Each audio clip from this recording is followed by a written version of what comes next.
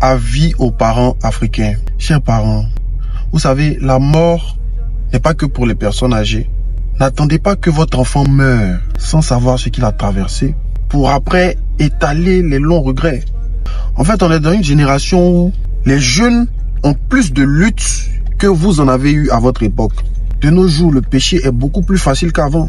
Pour faire des conneries, c'est beaucoup plus facile qu'avant. Avant même pour avoir drogue, même tu as fouillé, tu es obligé d'aller dans les fumoirs d'abord. Et maintenant même là, à la boutique, tu peux faire ta propre drogue. Il y a les, on dit quoi, Audi, couche ou bien les trucs qu'ils mettent dans Sprite là. Avant, pour coordonner des plans, il faut aller chez elle, tu as tapé d'abord, mais tu as demandé à sa tante un peu, ah, est-ce que Patricia est là le soir? Tu as passé. Maintenant là, message. Je lui envoie un message, elle sort derrière là-bas, vous vous croisez là-bas, vous faites ce que vous avez envie de faire. Ça va vite. Donc vous auriez peut-être fait pire si vous étiez de cette génération. Soyez plus compréhensifs. Ayez le cœur de Dieu. Ne jugez pas vos enfants. Ne condamnez pas vos enfants. Leur malédiction ne doit pas passer par vous. Soyez plus souples. Parce que à force d'être dur, comme dans l'armée, vous allez créer des enfants rebelles.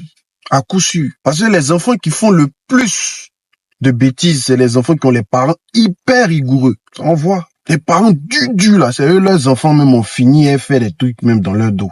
Pourquoi garder rancune contre le fruit de ses entrailles? Pourquoi vouloir voir son enfant se casser la figure? Tous ça pour qu'on dise, ah, oui, tu lui avais parlé, il n'a pas voulu t'écouter. Bon, c'est quelle gloire. La Bible dit, honore ton père et ta mère afin que tes jours se prolongent. Ce verset-là, à la base, c'est une bénédiction. Mais c'est devenu aujourd'hui un chantage parental. Oui. Parce que d'autres s'en servent pour imposer toutes sortes de choses malsaines à leurs enfants. Parce qu'ils savent que personne ne veut mourir vite.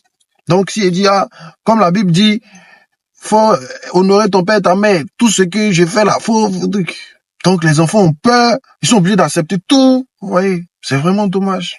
Mais pour l'équilibre, il est aussi écrit. Dans Colossiens 3, verset 21, il est écrit, Père, n'irritez pas vos enfants, de peur qu'ils se découragent. Autant les enfants doivent tout honneur à des parents qui se sont sacrifiés pour eux, qui les ont éduqués, autant les parents aussi doivent aimer leurs enfants, qui ont souvent fait leur fierté, qui ont très souvent été de bons enfants aussi. Parce que les parents ont besoin de l'honneur des enfants. Les enfants ont aussi besoin de l'amour des parents. Mais aujourd'hui, c'est vraiment dommage. On est étonné de voir des parents reproduire les mêmes fautes que leurs enfants. Les mêmes choses qu'ils reprochent à leurs enfants. Ils font pareil. Ah, il me boude, donc je le boude aussi. Ah, il me parle pas, je ne lui parle pas aussi. Des parents qui rendent le mal par le mal à leurs propres enfants. Si ton enfant t'a fait quelque chose, toi aussi tu lui rends ce qu'il t'a fait. Alors qu'ils sont censés agir comme des grands avec plus de sagesse et de maturité. Parce que si tu te plains de l'aboiement du chien, c'est pas pour aller aboyer comme lui.